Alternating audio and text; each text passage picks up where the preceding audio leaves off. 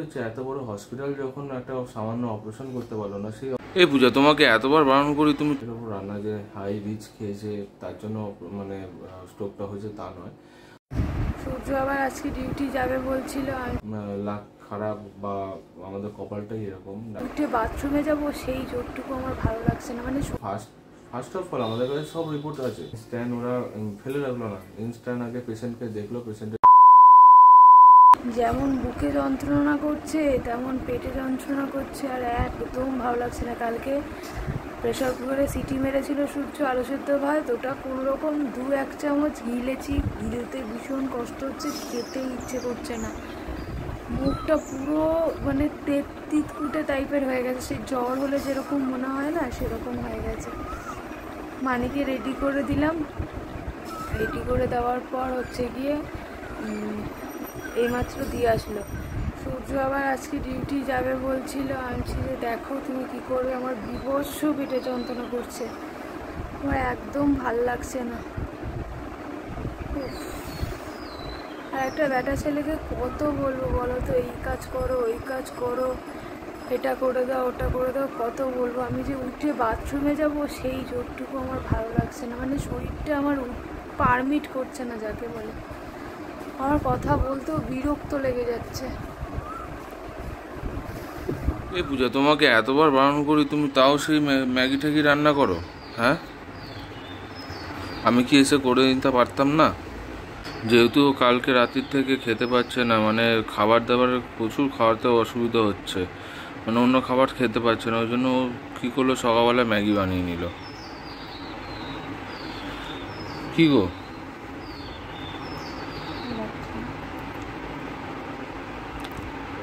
দুদিন ধরে পূজা খেতে পারছে না, রাত্রেবেলা প্রচণ্ড অসুবিধা হচ্ছে পূজার, ডাইজেস্ট হতে প্রচণ্ড প্রবলেম করছে, আর পটিরও সমস্যা হচ্ছে, প্রচণ্ড পরিমাণে পটির সমস্যা হয়েছে ইদানিং।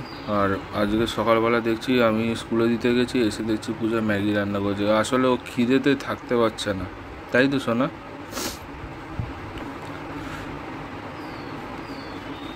কালকে রাত্রেবেলা তো খেতে পারো নি, আস্তে আস্তে খাও ম্যাগিটা। পূজার শরীর খারাপ রয়েছে বলে আমি কাজ করছি তা কিন্তু একদমই না। আমি কিন্তু আগেও করেছি, এখনও করে যাচ্ছি। স্বামী হিসেবে যতটা কর্তব্য করার ততটা আমি করছি, 100-100 দেওয়ার চেষ্টা করছি, একদমই তাই। আর তোমরাও প্রচণ্ড পরিমাণে আশীর্বাদ করে যাচ্ছ পূজাকে, সেটা আমি দেখতে পাচ্ছি কমেন্টের দ্বারা এবং মানুষের ভালোবাসার দ্বারা, এবং আমি দেখতে পাচ্ছি যে পূজাকে তোমরা কত আশীর্বাদ করছো। পূজা একটা কথাই বলে সব সময়, জানো তো আমাদের কেউ নেই। আমি বলি একদমই তা না, আমাদের জন্য অনেক মানুষ পেছনে দাঁড়িয়ে আছে, আমাদের পাশে দাঁড়িয়ে আছে, আমাদের সাথে আছে। হয়তো আমাদের পাশে সঙ্গে নেই, কিন্তু তারা দূর থেকে আশীর্বাদ করে যাচ্ছে। আমি সবসময় এটাকে বলি, এই কথাটা আমি ওকে সবসময় বলে যাই। আর মানি সোনাও কিন্তু আস্তে আস্তে দিন দিন দেখতে দেখতে বড় হয়ে যাচ্ছে। যতটা ভাবি যে ও ছোট, কিন্তু ততটা নয়। হয়তো ও আমাদের থেকে অনেকটাই বড়, হয়তো আমাদের মা। সত্যি তাই, ও তো আমাদের মা। ওর আশীর্বাদটা থাকলেই হবে, ওর দুটো হাসি দেখলেই আমার খাবার হজম হয়ে যাবে, সব কিছু হয়ে যাবে। কিন্তু হ্যাঁ, ওর চোখের জল আমি দেখতে পারি না, আমার মেয়ের চোখের জল একদমই আমি দেখতে পারি না। পূজার তো নাই, তবে একটা কি জানো তো, সবারই আশীর্বাদ তো রয়েছে, কিন্তু নেই শুধু আমাদের কেউ। এটাই হচ্ছে আমাদের প্রবলেম। দেখো না, এই যে এখন কাঁচের গ্লাসটা ধুচ্ছি, এখন বাসন মাজছি, হয়তো আমার যদি মা থাকতো তাহলে বলতে, বাবু ছেড়ে দে, তোকে মাজতে হবে না, আমি করে দিচ্ছি, তুই বৌমার কাছে যা। এই কথাগুলো যে আমি কবে শুনবো, কিন্তু এটা আমাদের হবে না, এটা আমার স্বপ্নই থেকে যাবে। জানি না কেন, মা না থাকলে কিছুই নেই এই দুনিয়াতে, মা না ছাড়া কিছুই তার জীবনে নেই, সেটা আমি নিজে দেখেছি এবং নিজেই অনুভব করেছি। তো তোমাদের যাদের মা আছে তাদেরকে একটা কথাই বলে রাখি, যে মাকে অবশ্যই যত্ন করবে। মা না থাকলে জীবনে কিছুই থাকে না, তাই আমি আমার মেয়েকে মা বলেই ডাকি। এই কদিন আগেই একটা কমেন্টে দেখলাম যে পূজার মা আসে না কেন। পূজার আসলে এখানে দোষ নেই, আর ওর মায়েরও এখানে দোষ নেই। আসলে হয়েছে একটু অভিমান, টাকা পয়সা নিয়ে। আমাদের তো টাকা পয়সা কম, ওই জন্য হয়তো অভিমানটাও একটু হয়ে গেছে বেশি। তো এইখানে পূজারও কোনো দোষ নেই, ওর মায়েরও কোনো দোষ নেই, অভিমানটা বড় আকারে একটা রূপ নিয়ে নিয়েছে, এটাই হচ্ছে মোদ্দা কথা। আর আমার বাবা তো একাই থাকে, তো বাবাকে আমি আমার যতটা কর্তব্য আমি ততটাই দেখি, কিন্তু হ্যাঁ, পূজার ভালোবাসাটা আমার কাছে কিন্তু একটা অন্যতম। সত্যি কথা বলতে গেলে পূজাকে আমি অনেক ভালোবাসি, সেটা আমি আগেও বলেছি এবং এখনও বলে যাচ্ছি। কালকে থেকে পূজার অনেকটা পটি হয়েছে, অনেকটা পটি পড়ে যাচ্ছে, মানে সারা রাত্রির ঘুম নেই, সারাটা রাত্রির ঘুম নেই, অনেকক্ষণ ধরে পটি পড়ে যাচ্ছে। ওষুধ তো এনেছি, ওষুধ আনলাম সকালবেলা, ওষুধের দোকান থেকে ওষুধ নিয়ে এলাম, দিয়েছি, দেখি কি হয়।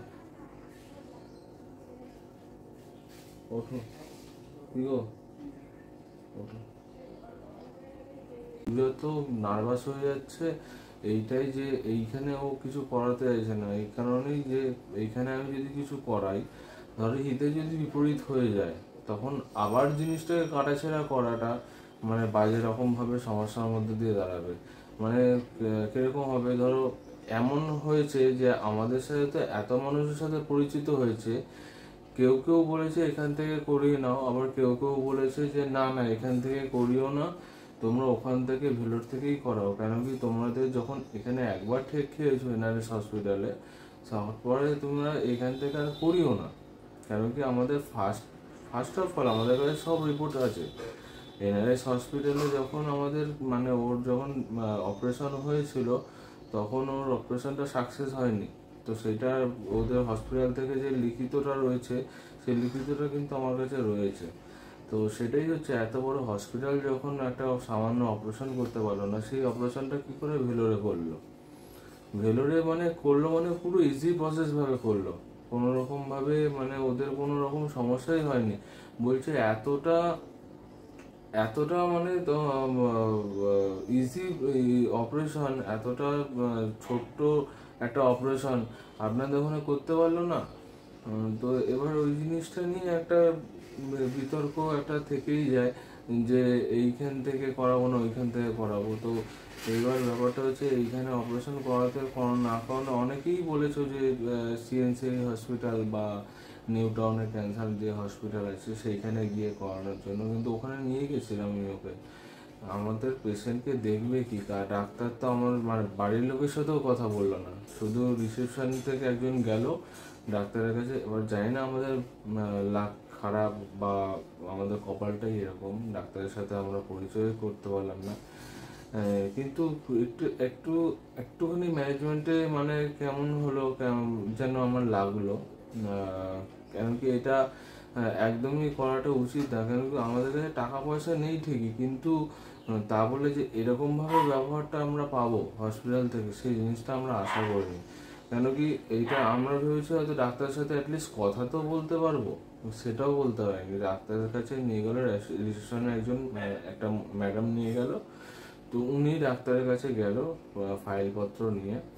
তো ডাক্তার পেশেন্ট দেখছিল অলরেডি, তো এবার আমাকে বললো বাইরে দাঁড়াতে। তো আমি বাইরে দাঁড়ালাম, বাইরে দাঁড়িয়ে এবার উনি দেখালো, উনি দেখিয়ে উনি ওনার সাথে অনেকক্ষণ ধরেই কথা বলছিল ভেতরে। তো আমি বাইরে দাঁড়িয়েছিলাম, দিয়ে এলো, দিয়ে এসে বলে যে ওখান থেকে আপনারা মেল লেখাতে হবে। দিয়ে রেফারটা লিখিয়ে নিয়ে আমি বললাম এই মুহূর্তে গিয়ে রেফার লেখা হয়তো সম্ভব হবে না, আর বলছে আপনি কল করুন বা হোয়াটসঅ্যাপে মেল জিমেলে মেল পাঠান, তাহলে আমরা দেখলে হয়ে যাবে। ওদের ওখানে আমি ফোন করেছিলাম, তো ওইভাবে ওরা মেল দিতে চাইছে না, রেফার দিতে চাইছে না। কেন কি ওদের ডাক্তারদের সাথে আবার কথা বলবে, আলোচনা, ডাক্তারদের আবার এইসব ব্যাপার আছে। ওখানকার ডাক্তারদের কথা, ভেলোরের ডাক্তারদের কথা আপনারা ওয়েস্ট বেঙ্গলে দেখান, আমাদের কোনো অসুবিধা নেই, আমাদের কোনো আপত্তি নেই, আপনারা দেখাতে পারেন। আমাকে প্রথমবারও বলেছিল, কিন্তু আমি প্রথমে নিয়ে আসিনি। কেন কি ওর যেহেতু ক্রিটিক্যাল কন্ডিশন হয়ে গেছিলো, একটা স্ট্রোক হয়ে গেছিলো, মানে বলতে গেলে স্ট্রোকই, মানে ও হোটেল থেকে সকালবেলা মাছ ভাত খেয়েছিল, একদম হালকা লাইটের ওপর রান্না, যে হাই রিচ খেয়েছে তার জন্য মানে স্ট্রোকটা হয়েছে তা নয়, হালকা অনেকে বলে না যে একটু রিচ খাওয়া, হ্যাঁ অবভিয়াসলি ওটা রিচ খাওয়ার জন্য হয়, অনেক সময় গরম থেকে শরীরে অস্বস্তি করে, কিন্তু ওর একদম লাইট রান্না হয়েছিল, দিয়ে কোনো রকম কোনো টেনশনের কোনো কিছু ছিলই না। হ্যাঁ একটু টেনশন ছিল, টেনশন যেটা ছিল টাকা পয়সা নিয়ে, কি হবে না হবে, আসবে, আমরা ভেবেছিলাম হয়তো গ্যাস হয়ে গেছে, কি রিপোর্ট আসবে না আসবে সেসব নিয়ে চিন্তার মধ্যে ছিলাম। তো স্ট্রোকটা যেদিনকে হলো সেদিনকে যে মানে কিরকম লেভেলের যে আমার উপর দিয়ে ঝড় গেছে আমাদের উপর দিয়ে। তো তখন তো পূজার মা ছিল ওইখানে। তো ওর মাও বলছে, ও বলছে বাবু আমি আর থাকবো না, আমাকে ইশারায় বলছে আমি আর থাকবো না। আমার তখন বুকটা ফেটে যাচ্ছিল, বিশ্বাস করবে না তোমরা, আমার বুকটা পুরো ফেটে যাচ্ছিল। আমি শুধু মানির মুখে দিয়ে যাচ্ছি, মানিকে নিয়ে আমি যাচ্ছি, মানে আমরা যাচ্ছি ওইটুকুনি বাচ্চাটাকে নিয়ে। ওরকম সিচুয়েশান, মানে বাইরের জায়গায় ওরকম সিচুয়েশান, নিজের জায়গায় একটা আলাদা ব্যাপার, বাইরের জায়গায় ওরকম সিচুয়েশান। ওটা আমি ঠাকুরকে ডাকছিলাম, বিশাল ঠাকুরকে ডাকলাম, ঠাকুরকে ডেকে তারপরে ওখানে গেলাম, গিয়ে ইনস্ট্যান্ট ওরা ফেলে রাখলো না, ইনস্ট্যান্ট আগে পেশেন্টকে দেখলো, পেশেন্টের কী আছে না আছে, ইনস্ট্যান্ট যা যা করা সব যাবতীয় অক্সিজেন ফক্সিজেন যা যা লাগানো সব করে দিল এ টু জেড, দিয়ে ইঞ্জেকশন ফিঞ্জেকশন যা দেওয়ার দিয়েছে। ওগুলো তো আমি বুঝবো না কী করেছে না করেছে। এবার তারপরে আমাকে ডাক্তার অনেকক্ষণ পর, প্রায় তখন 2টো না তো কটা বাজে, কিন্তু ওখানে একটা জিনিস ভালো, রাত্রেবেলাও ডাক্তাররা পুরো অ্যাক্টিভ, মানে কোনো নেই যে এখন নেই বড় ডাক্তার নেই তা না, অ্যাভেলেবেল, মানে রাত্রেবেলা তো বড় ডাক্তাররা সব অ্যাভেলেবেল আছে ওখানে। ডাক্তার বললো যে পেশেন্টের তো লাঞ্চে ইনভলভমেন্ট আছে, আপনারা এতদিন ধরে ফেলে রেখেছিলেন কেন? আমি বললাম যে আমাদের তো এনআরএস হসপিটালে এরকম বলেছে, দিয়ে আমরা তো আর অতটা জানি না। দিয়ে এবার ডাক্তারবাবু বললো যে ইমার্জেন্সি এক্ষুনি পেশেন্টকে কেমো দিতে হবে। আমি বললাম যে ঠিক আছে তাহলে দেখি আলোচনা করে। তখন আমার কাছে 6,000 টাকা পড়েছিল। এবার কেমোর প্রাইসই হচ্ছিল না, যেমন করুক যেখান থেকে ধার দেনা করে ইনস্ট্যান্ট ওর কেমো দেওয়া পরের দিন স্টার্ট করলাম। এই হচ্ছে ব্যাপার। ওই জন্য এখানে মেন কথা, এখানে আমি পড়াতে চাইছি না যে আমি ওকে নিয়ে এখন ভেতরে যাব, সেটা নিয়ে চিন্তা এখনো করতে পারছি না। প্রচণ্ড পরিমাণে চিন্তার মধ্যে দিয়ে রয়েছি, কি হবে জানি না। আর প্রচণ্ড পরিমাণে তো 2 দিন ধরে পটি হয়ে যাচ্ছে। কালকে তো সারা রাত্রি, আগের দিন তাও অল্প হয়েছে, কিন্তু কালকে সারা রাত্রি ধরে পড়ে গেছে পটি। দিয়ে এমনিতেই শরীর কাহিল হয়ে যায়। আমি একটু ওআরএস নিয়ে এসেছি, ওষুধের সাথে ওআরএসটা দিলে একটু শরীরের ভেতর থেকে জলটা যেটা বেরিয়ে যাচ্ছে সেটা শরীরে আবার হবে। ওখানে তো একটা কস্ট রয়েছে, অপারেশনে তো একটা কস্ট রয়েছে, প্লাস যে টেস্ট ফেস্ট রয়েছে সেগুলো আবার আলাদা। ওইটা নিয়ে অনেকটা টেনশনের মধ্যে রয়েছে যে কত টাকা কি টেস্ট দেবে।